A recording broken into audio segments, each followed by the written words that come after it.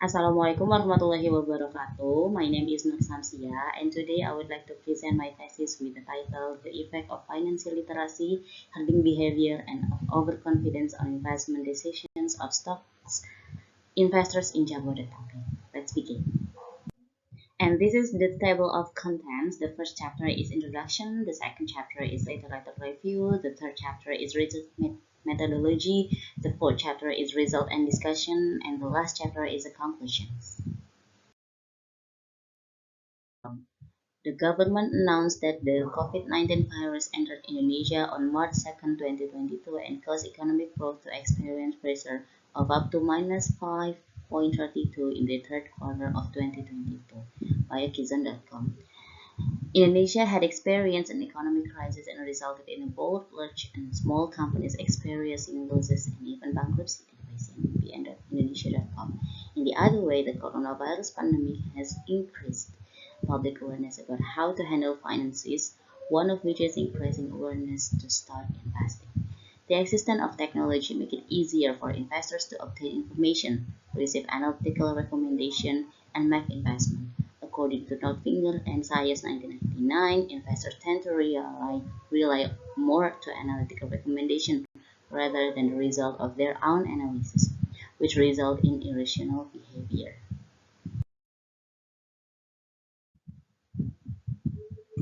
Let's move to the research questions. The first one is, does financial literacy have a positive effect on investment decision? Second, does herding behavior affect on investment decision?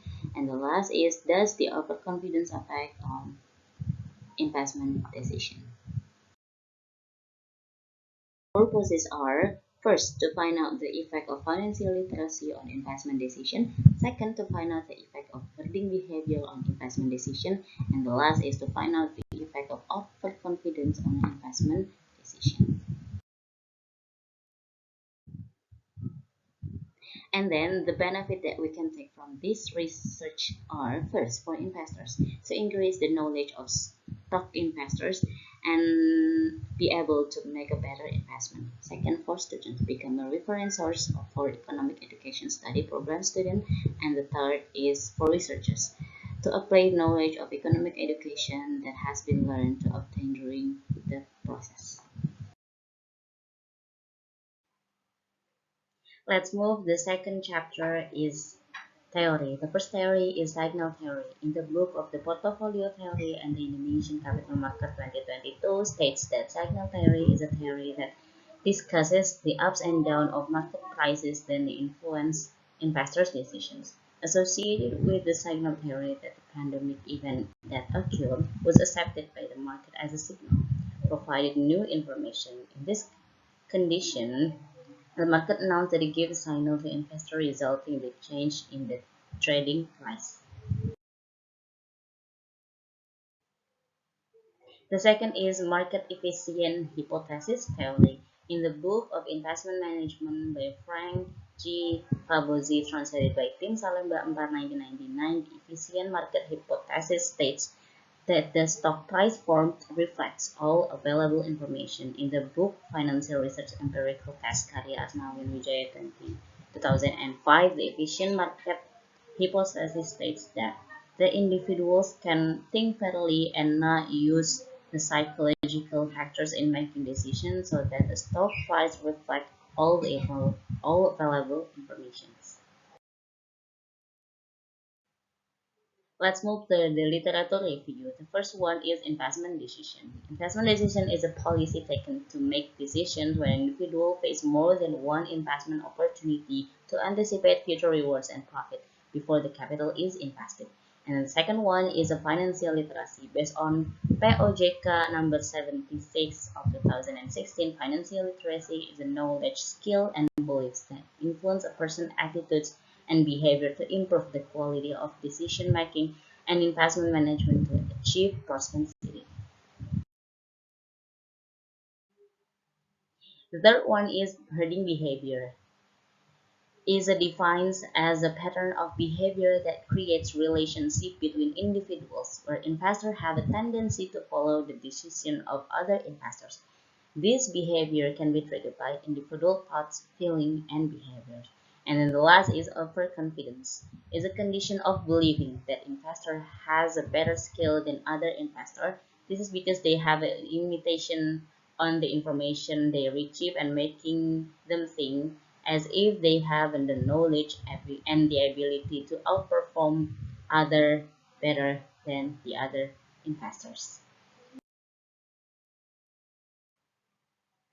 And then let's move to the relevant research. Based on the explanation of Haiyan Chen and Ronald Holt 1998, I would a wrong opinion and limited knowledge will influence a person to make a financial decision. In line with this, Al-Haraj and Bakri 2022 found a positive and significant relationship between financial literacy and investment decision, and then the herding effect and overconfidence behavior biases are shown by Madam and Singh 2019, where investors are influenced by various biases in behavioral finance.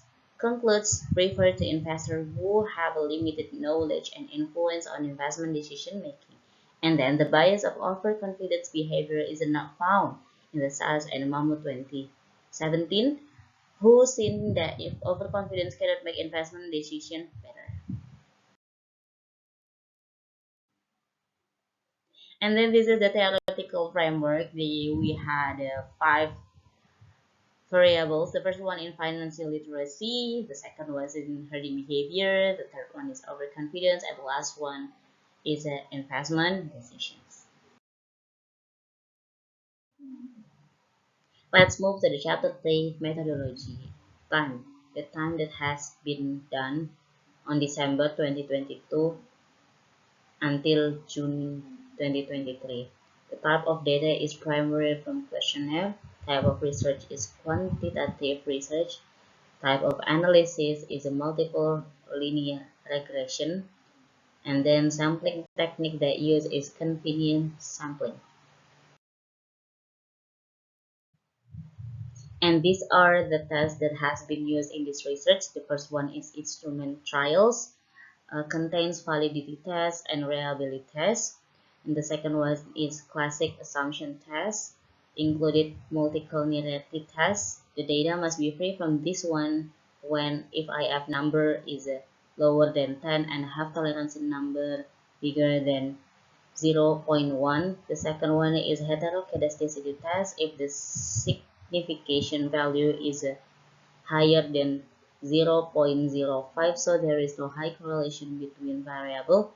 The third one is normality test. The data is normally distributed when the significance is bigger than 0.05, means that the data is normally distributed. And then the last is linearity test, whether the variable can be explained properly with the model that used.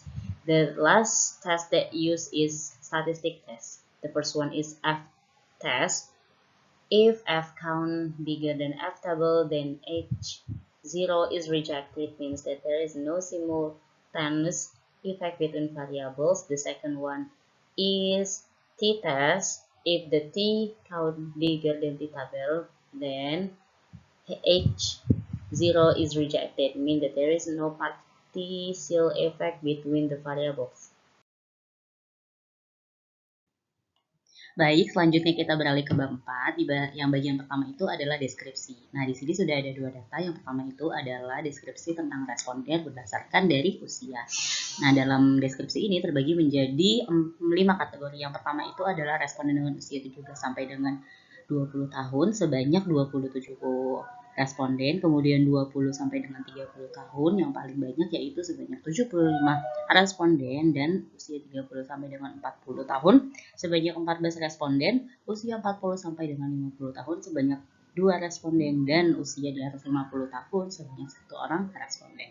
Kemudian mari kita beralih ke deskripsi responden berdasarkan dari domisili. Nah, untuk domisili di sini ada 5, yaitu Jakarta sebanyak 25 orang, Bogor 24 orang, Depok sebanyak 24 orang, Tangerang 23 orang, dan Bekasi sebanyak 24 orang. Baik, selanjutnya kita beralih ke deskripsi yang ketiga, yaitu responden berdasarkan dari latar belakang pendidikan. Terbagi ke dalam 5 kategori. Yang pertama itu adalah SMP, diperoleh sebanyak 0 responden yang memiliki latar belakang tersebut. Yang kedua adalah SMA, diperoleh sebanyak 32 responden, dan yang paling banyak ini adalah S1 atau sarjana, diperoleh sebanyak 82 responden. Kemudian magister atau S2 diperoleh sebanyak 7 orang responden, dan untuk S3 atau dokter diperoleh sebanyak 0 responden. Kemudian mari kita beralih ke deskripsi tentang responden berdasarkan dari latar belakang pekerjaan. Untuk latar belakang pekerjaan dari 120 responden ini cukup beragam, namun yang paling banyak adalah pertama karyawan swasta sebanyak 26, kemudian pelajar sebanyak 18 orang, dan yang ketiga itu adalah freelancer. Kemudian disusul dengan tenaga pendidik dan wirausahawan sebanyak 12 orang, dan terakhir itu adalah akuntan dan finance sebanyak 9 orang. And then let's move to the result of the test. The first one is the result of validity test. We have 5 variables in this study. The first one is financial literacy. And then the table shows that the financial literacy statements are all valid, yeah, because the ad count is higher than the ad table. And then let's move to the second table is the herding behavior, shows that the statement of the herding behavior are valid. And then the third table is overconfidence, shows that all of the statement in the overconfidence is valid. And the last is investment decision. The fourth table shows that all of the statement in investment decisions are valid.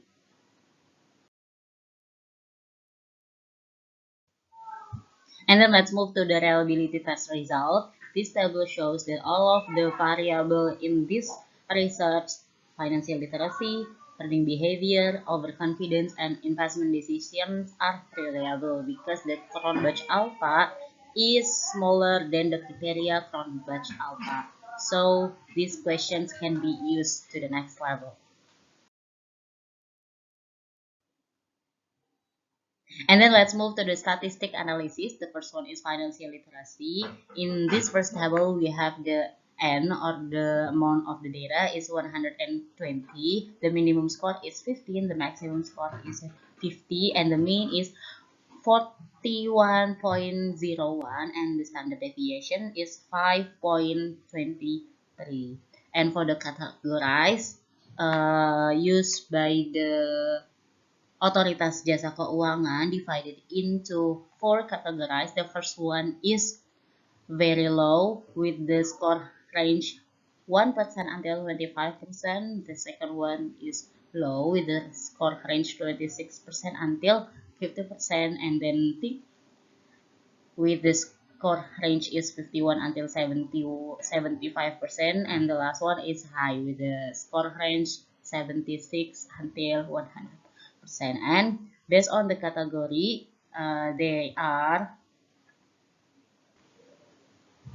setelah data diolah, kemudian dibagikan menjadi 4 kategori berdasarkan dari OJK, diperoleh bahwa dengan jumlah responden tertinggi yaitu 96 responden dapat dikategorikan sebagai responden dengan literasi keuangan yang tinggi dengan presentasenya itu sebanyak 80%. Kemudian presentase tertinggi kedua yaitu adalah sedang sebanyak 13,33% dengan jumlah responden 22 orang. Yang kemudian dengan kategori rendah presentasinya sebesar 1,67% dengan jumlah responden sebanyak 2 orang, dan untuk kategori sangat rendah diperoleh 0 responden dengan presentase jumlah responden sebanyak 0%. Baik, selanjutnya kita akan beralih ke analisis statistik yang kedua yaitu herding behavior. Di tabel yang pertama ini diperoleh N sebanyak 120, kemudian minimum skornya sebanyak 10 dan maksimum skornya sebanyak 25 dengan nilai rata-rata sebesar 17,32 dan standar deviasi sebesar 3. Untuk pengkategorisasian dari variabel ini terbagi ke dalam 4 kategori. Yang pertama itu adalah sangat tinggi dengan rentang nilai 21 sampai dengan 25, tinggi dengan rentang nilai 17 sampai dengan 20, sedang dengan rentang nilai dari 13 sampai dengan 16, kemudian rendah 9 sampai 12 dan sangat rendah 5 sampai 8. Berdasarkan dari data yang sudah diperoleh dan diolah, maka dapat dilihat hasilnya itu sebagai berikut dalam tabel ketiga. Nah, untuk kategori sangat tinggi diisikan oleh responden sebanyak 15 peserta dengan persentase sebanyak 12,5, dan untuk kategori herding behavior yang tinggi diisikan oleh 59 responden dikategorikan memiliki herding behavior yang tinggi dengan persentase responden sebanyak 49,2, dan kemudian 40 responden dikategorikan memiliki herding behavior yang sedang dengan jumlah persentase sebesar 33,3%. Adapun untuk kategori rendah diperoleh oleh 6 orang responden dengan persentase sebanyak 5% dan sangat rendah diperoleh oleh dikategorikan ke dalam 0% dengan jumlah responden sebanyak 0. Selanjutnya mari kita lihat hasil analisis statistik di variabel overconfidence. Di tabel pertama ini diketahui bahwa jumlahnya sebanyak 120, skor terendah sebesar 7, skor tertinggi sebesar 35 dengan rata-rata 21,93 dan standard deviation sebesar 5. Untuk pengkategorisasian dari variabel ini dikategorikan ke dalam 5 kategori. Dari yang pertama itu dengan rentang nilai sebanyak 31 sampai dengan 35 dikategorikan memiliki overconfidence sangat tinggi dengan rentang nilai 25 sampai dengan 30 memiliki kategori overconfidence yang tinggi, 19 sampai 24 dikategorikan sebagai sedang, 13 sampai 18 dikategorikan memiliki overconfidence yang rendah, dan 7 sampai dengan 12 dikategorikan memiliki overconfidence yang sangat rendah. Berdasarkan dari data yang sudah didapatkan dan diolah, data tersebut kemudian terbagi ke dalam beberapa kategori seperti yang sudah disebutkan. Yang pertama, untuk kategori sangat tinggi diperoleh dari responden dengan jumlah persentase sebesar 4,17. Kemudian untuk kategorisasi tinggi dengan persentase 25%, untuk kategori sedang sebanyak 47,5%, kategori rendah sebanyak 20,8 dan sangat rendah sebanyak 2,5%. Jadi dapat disimpulkan responden memiliki kategori overconfidence di tingkat sedang. Kemudian mari kita beralih ke statistik analisis yang terakhir, yaitu variabel investment decision. Diperoleh dari tabel pertama informasi, yaitu pertama N sebanyak 120, nilai paling minimumnya sebesar 16 dengan total skor maksimumnya 35, rata-rata 24,83 dan standar deviasinya sebesar 3,92. Untuk variabel ini dikategorikan ke dalam 5 kategorisasi, yaitu dengan rentang 31 sampai dengan 35 dikategorikan sebagai sangat baik, 25 sampai 30 baik, 19 sampai 24 cukup baik, 13 sampai 18 tidak baik, 7 sampai 12 sangat tidak baik. Adapun berdasarkan dari data yang sudah diperoleh dan diolah, diperoleh bahwa sebesar 6,67% responden memiliki keputusan investasi yang sangat baik. Kemudian persentase tertinggi yaitu 45,83%. Responden memiliki keputusan investasi yang baik, dan 42,5% responden memiliki keputusan investasi yang cukup baik. Kemudian kategorisasi tidak baik diperoleh sebesar 5% dan kategori untuk sangat tidak baik diperoleh sebesar 0%.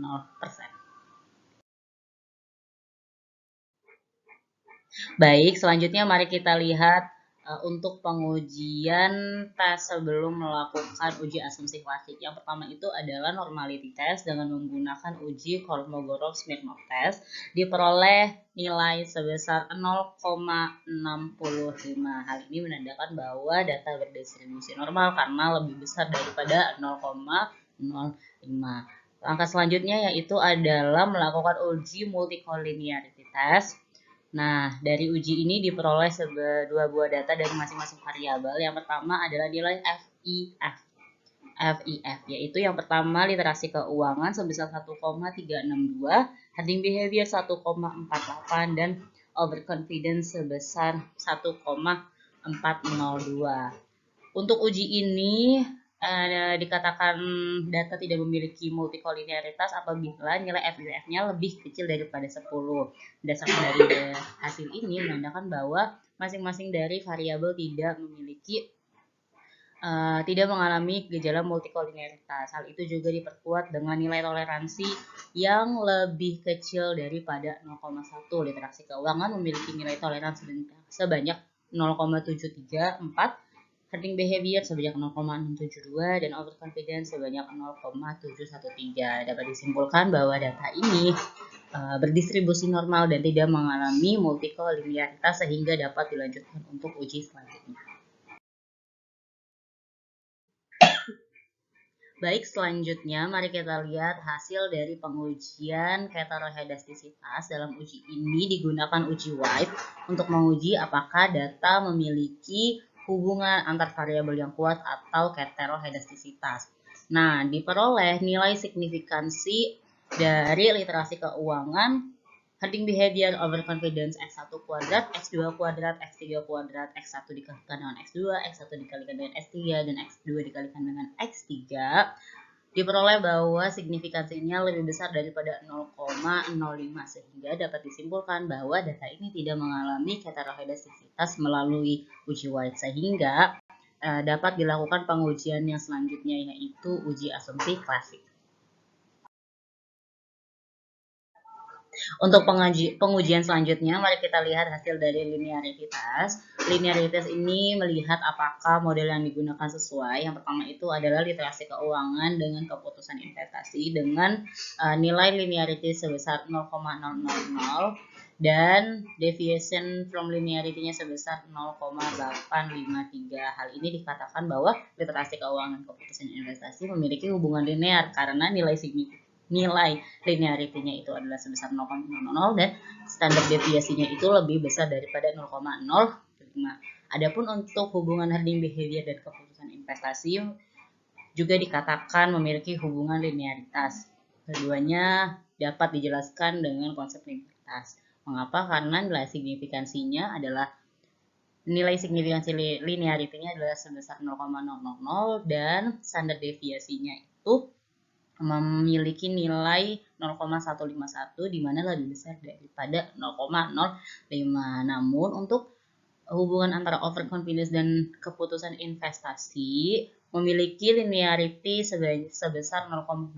Hari ini dikatakan linear. Namun untuk deviation from linearity-nya sebesar 0,006, yaitu kurang dari 0,05, sehingga dalam model ini keduanya dapat dijelaskan dengan kurang baik apabila menggunakan model linearitas.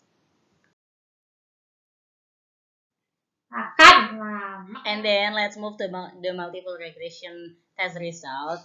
This table shows that the significance of every variable multiple linear regression tests were carried out through the SPSS version 25 application. The results are shown follows: y equals 7.93 plus 0.132 x1 plus 0.42 x2 plus 0.205 x3 plus e.